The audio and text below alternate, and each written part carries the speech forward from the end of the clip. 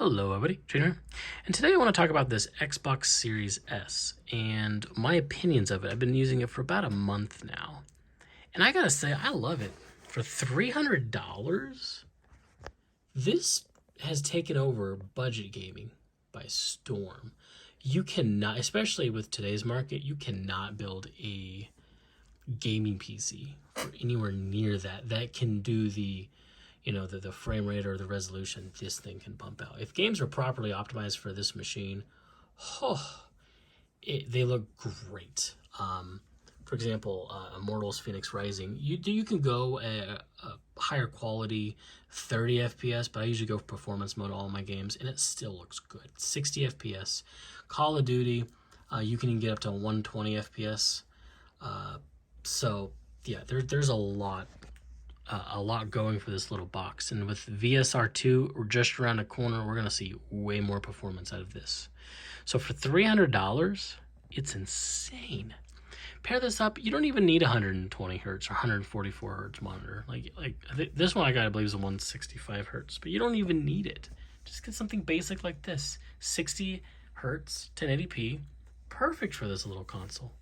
If you're not, I imagine if you're buying this, you're not a hardcore gamer, so you really don't need a high refresh rate monitor. But yeah, so $100 more, it gets you a PS5, 4K machine. $100 definitely well spent on a PS5. But one thing it doesn't have is Xbox Game Pass. Let me boot up my controller here. I have it off. Xbox Game Pass. Let's see if we can find it. It has its own app. We'll just go to the app. Game Pass.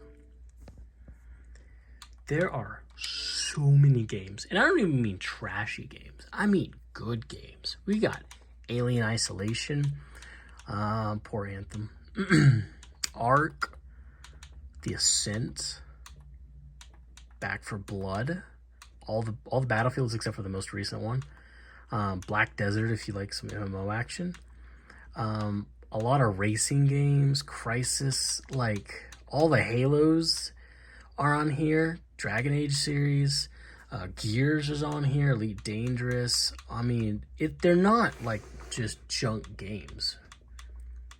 And there's like, I believe, around 400 or more. You got Madden on here if you like sports. For $15 a month, man. $15 a month. Outer World, that game just came out. $300, $100 1080p monitor, $15. So for $415, you can get straight into an incredible gaming experience. Incredible gaming experience. There's so many good games on this. Subnautica, Stardew Valley, Sunset Overdrive, Rainbow Six Siege, Tabs. I mean, I can go on for... Actually, we're kind of getting toward the end of it. World War Z. Yeah, we're at the end of it. Zombie Army is really good. Wolfenstein's good. Like, and they're adding to these every month. So, when it comes to just overall value, for a PS5, to get the most of it, sure, you can go get a PS5 digital for $400, spend $100 on a monitor, but you're definitely not getting the experience a PS5 is designed for. I believe they're designed for two different people. Yeah, like it's such an insane value, such an insane value. $400 for the PS5 is definitely really good value if you have a 4K, but at that point, starting fresh, I would say you would spend $400 on the console, and then you would spend probably around $500 on the 4K television, and even then, those TVs don't support 120 FPS. But it's nuts. It's nuts. Just the value proposition this thing offers. 1080p, 60 to 120 FPS is kind of the mainstream, and for $300, man, it's so crazy.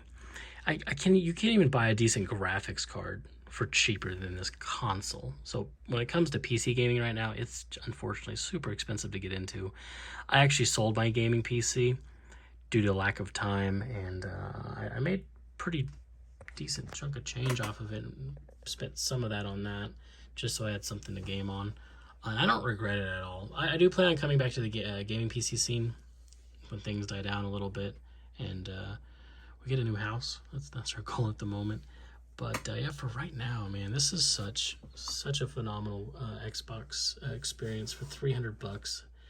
Oh yeah, you also probably want to go get an external hard drive right there. And then I bought battery packs for my Xbox. So there's some peripherals I would definitely recommend looking into. But just to get started, you don't need them. You really don't need them though. The battery packs. I spent $15 on that. I spent 50 on that. So $75. So $375. My gaming experience. Some people would say go buy the Xbox Series X, and honestly, if it was available, I would say do it. If you have the funds, if you could just save up a little bit more and get the Xbox Series X, I would say do it, because games just look better. You can guarantee yourself 120 FPS on even on a 1080p screen. Overall, I believe the experience is going to be better. Not saying it's bad on this. I'm just saying it can be better. But the biggest issue comes down is just availability. So when it comes to the PS5, both of them, and then the Xbox Series X, they're really hard to get. But this, you could just walk up to the store and buy. I have no regrets. I do plan on getting an Xbox Series X as well. I probably will keep this and put it in the front room. Maybe let the kids play on it, because, man, $300, such a steal, man. And I've seen this thing on sale for $280, all the way down to $250. I don't know what they were thinking for $250, but yeah, to get this experience, dude. And keep in mind, these things are $60, right? These things are $60. So in reality, this thing was like $240.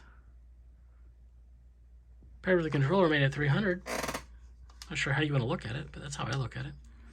But yeah, man, oh my goodness, I've definitely building up a collection of games. I got Immortal Phoenix Rising for $15. Picked up Elden Ring, Destiny, the Battlefield 4, 5. Got Cold War, of course. Got Warzone, Dead by Daylight. A lot of these games are, as you can see, Game Pass. I bought that. Game Pass, bought that. That was free. Game Pass. That's a crappy game. I don't know why I still have it on my console. Not I have Call of Duty. Yeah, man, just getting into the Xbox world. I've always been a PlayStation gamer, but I can't buy one. But yeah, the biggest value that comes with this is Xbox Game Pass. This is why I would say get an Xbox Series X if you can, versus getting just a PS5 digital if you can. Because yeah, you can go out and buy yourself a digital for $400, right? But then what are you going to play on it? I think it has its own subscription service, but it doesn't even come close to what Game Pass offers when it comes to just overall game and game quality. It's not full of trash junkware games that no one's going to play. It comes with very high quality games. Very high quality games. You could spend all month and still not play through all these games. And because the Rage series are really good open world shooter. But yeah, man, there's not a whole lot more to say about it. I would say definitely recommend, when it comes to peripherals, you really want to get the I got a PowerA. It's $15. Comes with the rechargeable batteries, and then of course the enhanced storage, because this thing only comes with, I believe, like 360. Let me check.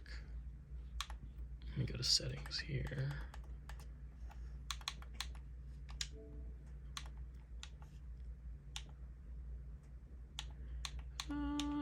Storage. All right, so as you can see, my internal storage, I have 2.1 gigs free. I didn't realize Call of Duty could be moved over to the external hard drive, so I'm definitely going to move that over so I have more internal space. But there's my Seagate. It's 2 terabytes. I've used about a terabyte so far. Yeah, I'd say about a terabyte I've used.